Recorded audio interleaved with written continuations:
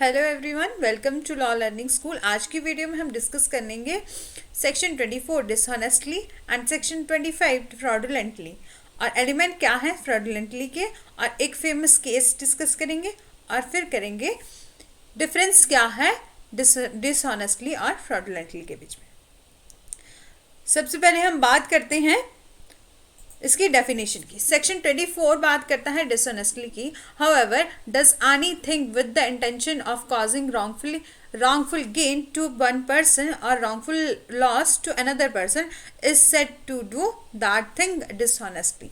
Mean anything, कुछ भी ऐसा एक्ट जो किसी पर्सन की wrongful intention से किया जा रहा है, कोई किसके लिए, wrongful gain करने के लिए, जिससे एक पर्सन जो है वो रॉन्गफुल गेन कर रहा है, कुछ प्राप्त कर रहा है, और जिससे क्या हो रहा है, दूसरे पर्सन को रॉन्गफुल लॉस हो रहा है, उसको बोलते हैं डिसऑनेस्टली। मीन जब कोई वन पर्सन जो है वो क्या कर रहा है, किसी दूसरे पर्सन की गलत इंटेंशन के साथ उससे वो रॉन्गफुल गेन कर रहा है, और उस एक्ट के करने से दूसरे पर्सन को रॉन्गफुल लॉस हो रहा है, तो उसको बोलते हैं डिसऑनेस्टली। एंड नेक्स्ट है सेक्शन 25 बात करता है फ्रॉडुलेंटली की। A person is said to do a thing fraudulently if he does that thing with intent to defraud but not otherwise. इसको हम आगे एक्सप्लेनेशन में बहुत ही ब्रीफ तरीके से डिस्कस करेंगे।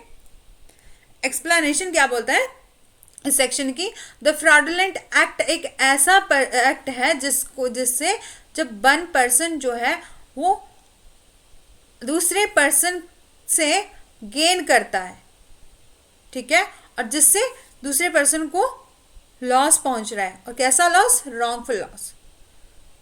इस सेक्शन में डिफ्रॉड जो वर्ड है वो कंटेन करता है टू एलिमेंट, नेमली डिसीट और इंजरी।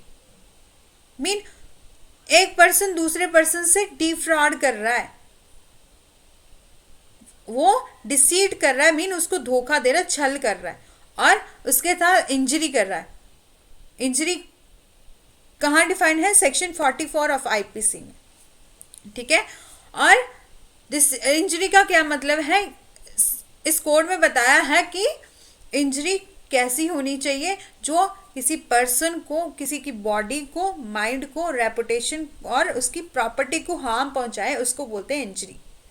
और डिसीट का क्या मतलब है, यहाँ पर deceit mean intentionally miss representation हो रही हो और कंसीलमेंट ऑफ फैक्ट किया जा रहा है। मीन जब कोई पर्सन एक दूसरे पर्सन को मिस रिप्रेजेंटेशन कर रहा है, इंटेंशनली मिस रिप्रेजेंट कर रहा है, और उससे फैक्ट को छुपा रहा है, उसको बोलते हैं डिसीट। और जिससे क्या है, दूसरे पर्सन को इंजरी हो रही है। वो इंजरी कैसी होगी, चाहे बॉडी की हो, माइंड की, रेपुटेशन की हो, या प्रॉपर्टी की, ठीक है। सेक्शन 25 ऑफ दिस कोड क्या बोलता है, word defraud has been applied to deprive someone with the intention of either by obtaining something, ठीक है।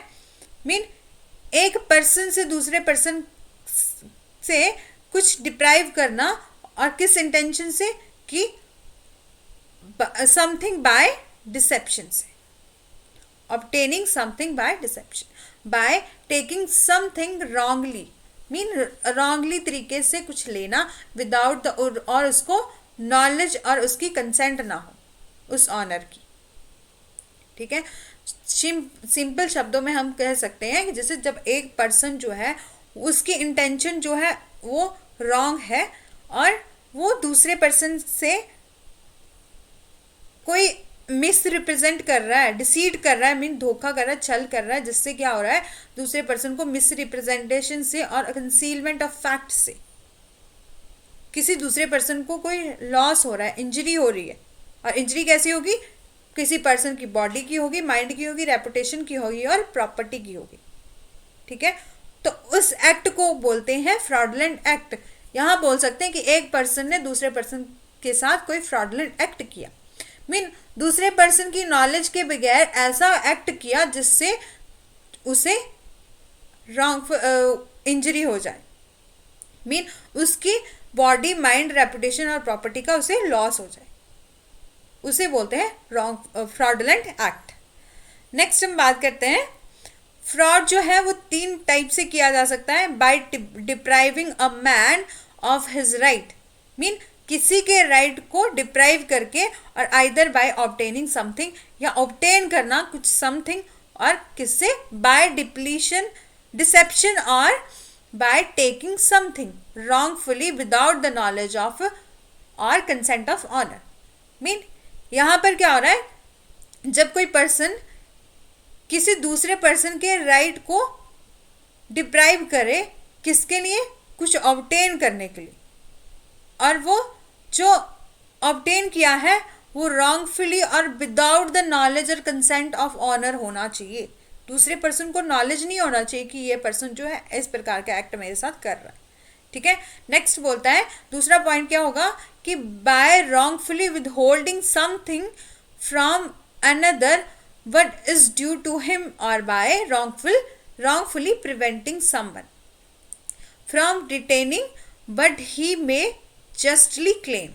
Okay, and third है wrongfully defeating or frustrating another's right to property, दूसरे person के right of property को है defeat करना। ठीक है, थर्ड बात करता है कि एलिमेंट क्या है फ्रॉडुलेंटली के। सबसे पहले तो बोला कि एक पर्सन जो है उसके द्वारा कोई एक्ट किया होना चाहिए, a person has done something. ठीक है, उसके द्वारा कुछ एक्ट होना चाहिए। दूसरा बोलता है और that act must be done attending to defraud, और एक्ट कैसा होना चाहिए, जो डिफ्रॉड करने की इंटेंशन से किया जाए। ठीक है, और अटेंट और इंजरी जो है वो असेंशियल है फ्रॉडुलेंटली की।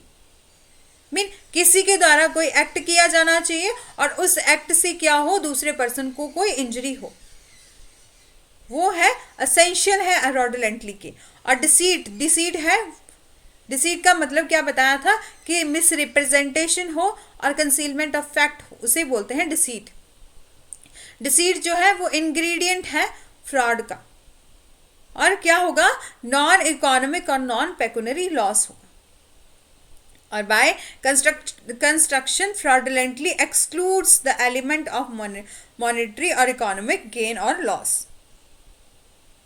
ठीक है, और इनोसेंस हो, innocence can not be in fraud in any circumstances. Okay, और जो वर्ड फ्रॉडुलेंटली है वो यूज होता है वेरियस सेक्शन में, जैसे कि ऑफेंस अगेंस्ट पब्लिक जस्टिस जो एक चैप्टर है जिसमें जो डिफाइन किया है सेक्शन 206 to 210 ऑफ आईपीसी में, और offence relating to coin and government stamp है जो डिफाइन किया है सेक्शन 246 एंड 247 आईपीसी में, और ऑफेंस रिलेट करता है जो वेट एंड मेजर से जो डिफाइन किए हैं सेक्शन 264 और 265 में। बोले वहाँ ये शब्द जो है वो यूज हुआ है। मीन जब जब इन सेक्शंस को पढ़ा जाएगा तो उसी के साथ जो इसका मीनिंग देखना होगा, तो इस सेक्शन 25 को हम इसके मीनिंग की तरह डिस्कस कर सकते हैं, मीनिंग के लिए उसको देख सकते हैं। ठीक है, नेक्स्ट बात करता है एक इम्पॉर्टेंट केस लॉ है जो रिलेट करता है फ्रॉडुलेंटली से। इस केस में क्या हुआ था, एक डॉक्टर विमला जो है उनकी बेटी थी नलिनी, जो जब मात्र 6 वर्ष की थी तो उन्होंने क्या किया, एक कार खरीदी, और उन्होंने उस कार के जो भी पेमेंट वगैरह करनी थी या इंश्योरेंस वगैरह करवानी थी वो सारी करवा दी, और अपने उन्होंने ऐसे सिग्नेचर कर दिए कि जिससे ये शो हो कि वही नलिनी की तरह उन्होंने जो है वो साइन कर दी।